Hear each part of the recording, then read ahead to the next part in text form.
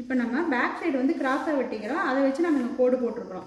But நம்ம இதுலேயே நம்ம வெட்டினோம் அப்படின்னா நம்ம பேக் சைடு பார்த்திங்கன்னா 1/2 இன்ச்சு இந்த சைடு 1/2 இன்ச் இந்த சைடு 1/2 இன்ச்சு தான் நம்ம வந்து டாட் பிடிக்கிறோம், அதனால கரெக்டாக இருக்கும். பட் இங்கே நம்ம பார்த்திங்கன்னா 1.5 இன்ச்சு பிடிக்கிறோம். இந்த பக்கம் 1.5 இன்ச்சு இந்த பக்கம் 1.5 இன்ச்சு, டோட்டலாக 3 போகுது.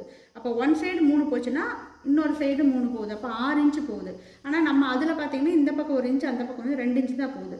ஸோ நம்ம என்ன பண்ணணும் அப்படின்னா இந்த மாதிரி அந்த கோடுலேயே போடாமல் கொஞ்சம் வெளியே தள்ளின மாதிரி இப்படி கோடு போட்டு எடுத்துக்கலாம்.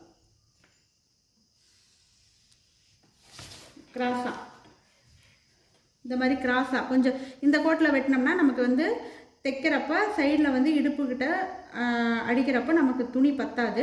நம்ம இங்கே டாட் பிடிச்சிறதுனால உங்களுக்கு நான் வந்து அது எப்படி போட்டு காட்டுறேன் பாருங்களேன். இதை வந்து இதோட ஜாயின் பண்ணிடலாம்.